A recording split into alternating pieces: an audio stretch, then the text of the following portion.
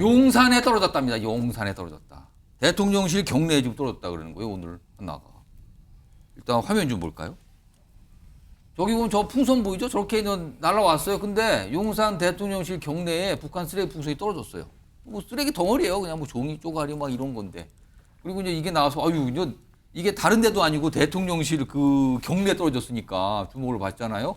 근데 대통령실에서 내놓은 설명은 여러 가지 뭐 별 내용이 위험한 건 없다. 그리고 실시간 감시하고 있었고 낙하 후에 안전하게 조치했다. 뭐 이런 입장까지 내는데 오늘 합참에서 이와 관련된 설명을 좀 하는 요거에 일각에서 요게 나오자마자 무슨 얘기가 있었냐면 아니 저거 대통령실까지 날라오기까지 이거 좀 쏴서 떨어뜨리거나 어떻게 제거할 방법이 없었는가 이런 얘기가 나오거든요.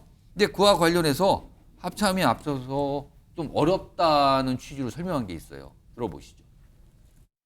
풍선이 오게 되면 그거를 격추하게 되면 풍선이 떨어져서 낙하하는 힘에 의해서 그 피해가 발생할 수 있고 북한 쪽에서부터 날아오고 있는데 그걸 격추하기 위해서 우리가 사격을 하게 되면 우리 탄이 MDL 이북으로 월북할 수도 있습니다. 그러면 그것이 또 분쟁을 일으킬 수도 있고. 자, 강성필 부위원장. 네. 아니 그러면 지금으로서는 그냥 그저 날아와서 떨어지는 거를 지켜볼 수밖에 없다 이런 것인데 또 만약에 거기에 위험한 거라도 매달려 있어서 뭐가 떨어졌거나 뭐가 터졌거나 그러면 이거 어떡합니까? 그냥 보고만 있을 수밖에 없는 겁니까 지금은? 그러니까 과거에도 중국이 미국으로 이 풍선을 보냈을 때 예. 미국에서도 혹시 풍선을 바로 격추시키면은 어떤 위험 물질이 떨어져서 피해를 받을 수 있기 때문에 바다까지 나가는 것을 기다렸다 해상에서 가장 격추를 안전한 시켰습니다. 곳에서. 네, 그랬습니다.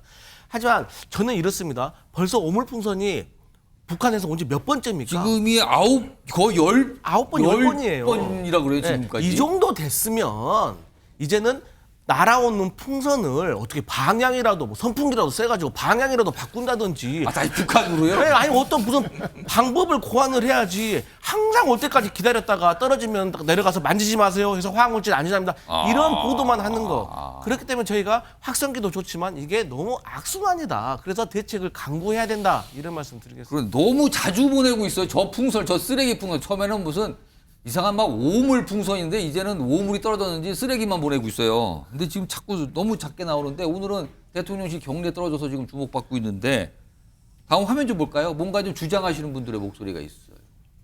여기 보면 유승민 전 의원, 김병주 의원, 유승민 전 의원 과거에 의원 시절에는 국방위 일도 많이 했고 김병주 의원은 뭐 군 출신이니까 얘기를 했는데 일단 유승민 전 의원은 아니 이거 무인 항공기 드론 등 같은 거 띄워서 요격할 수 있어야 되는 거 아닙니까? 이걸 왜 그대로 둡니까라는 지적.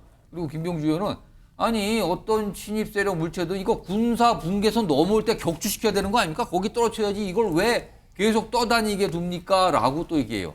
대통령실에서 나온 설명은 풍선에 어떤 물질이 있을지 모르기 때문에 공중 처리 이거 쉽지 않습니다. 어렵습니다라는 입장이 나왔는데 송영훈 의원 드론을 띄워서 격추하는 방법 이거 어떨까요 진짜? 아니면 군사 분계선을 넘는 순간 바로 격추하는 방법. 아니, 우리 군에서요. 그래서 지금 대공 레이저를 개발해서 올해 연말부터 배치한다고 합니다. 이건 이번 달에 이미 언론에 널리 보도된 그 사안이거든요. 이게 만약에 그 미사일로 격추를 하면은 천국 미사일 뭐 이런 걸로 하면 한 발 쏘는데 15억 원 정도 든다고 그러니까 풍선 해요. 잡다고 미사일 쏘기도 그렇다는 거고. 15억 원씩 그러면 한 100개 하면 1,500억 원 써야 됩니까? 그런 문제가 있죠. 그런데 아니 드론으로 가서 이렇게 바늘로 찌르면 될 것 같기도 한데요. 그래서 이 지금 아까 예. 그 격추했을 때 위험 얘기가 나오는데 지금 이제 물리적 격추 말고 지금 예. 군에서 개발해가지고 배치한다는 거는 그 대공 레이저를 쏴서 한 700도씨 정도의 고온으로 태워서 없애는 겁니다. 아예 다 녹여버리는 그렇습니다. 공중에서 그 태워서 없애는 건데 그거는 비용이 한 발에 한 2,000원 정도밖에 안 한다고요. 2,000원이요? 예. 그래서 지금 이거를 올해 연말부터 전방에 순차적으로 배치한다는 보도가 이미 나왔습니다. 나온 지 한 2주 정도 됐어요. 근데 그 전까지 계속 띄워보낼 것 같은데. 아니 그래서 지금 그런 문제가 있는데 계절적인 요소가 있어서 사실 여름에는 이게 매번 오물풍선을 북한에서 보내기가 어렵죠. 그다음에 이제 겨울이 되면은 북서풍이 부니까 많이 할 수 있는데 그때쯤에는 아마 실전 배치가 될 수 있지 않을까 하는 기대를 해봅니다. 아, 레이저가 있어도 아예 그냥 태워버린다 공중에서 뭐 이런 얘기 하셨는데 아까 잠깐 말씀하셨는데 이게 다른 나라에도 사례들이 있어요. 위험한 사례도 있고 뭔가 제거한 사례가 있는데 화면 좀 보겠습니다. 지금 이 왼쪽에 저 옛날 흑백 사진 있죠? 저게 뭐냐면 2차 세계대전 당시 일본이 미국에 보낸 풍선인데 여기 폭탄이 설치돼 있었죠. 폭탄 매달려 간 건데 풍선 폭탄으로 미국을 공격해서 실제 사망자가 나왔다 그래요. 민간인 사망자. 실제 저렇게 풍선 폭탄을 보낸 겁니다. 지금 북한이 우리한테 보내는 게 쓰레기이기 망정이지 거기에 위험물, 복국물 뭐 이런 게 있으라면 이게 큰일 나는 건데 실제 2차 세계대전 당시 일본이 저걸 썼답니다. 그리고요. 지난해 2월에 중국이 정찰을 하기 위한 목적으로 미국에 풍선을 보냈는데 당시 미국이 스텔스기든 전투기를 동원해서 격추시켰거든요. 그러니까 바다 쪽에 떨어지게 안전하게 격추시킨 이런 사례도 있었습니다. 요거 일단 박상수 위원장하고 제가 김종욱 위원장 갈게요. 한 1분 정도 시간 좀 드릴 텐데 이거 우리는 안 됩니까? 좀 어떻게 지금 당장? 뭐 송영원 위원이 이야기한 것처럼 이러한 대응 방안을 만들고는 있는 것 같은데 근데 그런다 하더라도 진짜 북한이 또 생화학무기가 워낙 많거든요. 예. 그러니까 그런 측면에서 혹시나 공중에서 터뜨렸을 때 잘못될 수도 있기 때문에 그러한 부분들도 고려를 하는 지금 현재 어쩔 수 없는 고육지책적인 대응인 것 같아요. 예를 들어서 뭐 네. 대공포로 만약에 서울 상부에 나는 대공포를 쏘면 또 대공포가 쏜다는 자체가 또 굉장히 위험할 수도 그렇죠. 있어서 그것도 또 그럴 수도 있고 또 거기에서 이제 뭔가 좀 생화학무기나 이런 것들이 만약에 뿌려지면은 그로 인한 위험성도 또 있기 때문에 이러한 부분들에 있어서는 최대한 국민들의 안전을 생각하면서 할 수밖에 없지 않나라는 생각이 들고 저는 이거 보고 있으면은 저 인도랑 파키스탄 사이에 국경 앞에서 막 인도 파키스탄 군인들끼리 몸싸움하는 거 거의 뭐 있거든요. 몽둥이 들고 몸 싸우잖아요. 싸우는 거 있거든요. 예. 약간 지금 그런 느낌이라서 정말 이게 이게 약간 뭔가 무기를 쓰기는 무기 같은데 좀 수준 낮은 무기 같다 그렇죠. 이거죠. 네, 약간 그런 느낌이 좀 있습니다. 네. 김지욱 중앙위원장과 이거 그럼 지금으로선 여러 가지 이 말씀 듣고 지금으로선 딱히 할 수 있는 게 없다 이렇게 되는 겁니까? 근본적인 해결책이 있긴 있죠. 쌍방이 안 날리는 거죠. 풍선을. 그러니까 이쪽에서 날리니까 저쪽에서 날린다. 쌍방이 그런 얘기를 하는 논리이거든요.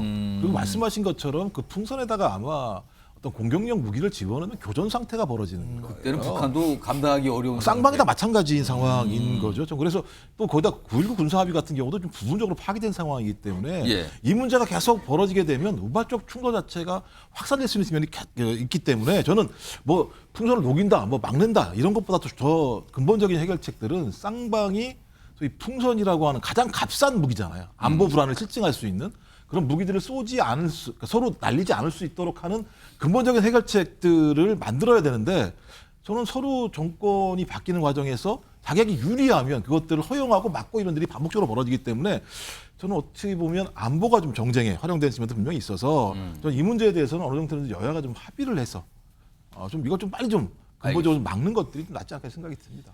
10차례나 보냈는데 이거를 쳐다만 보고 이렇게 날아다니고 뭐 이런 상황이 반복되고 있습니다.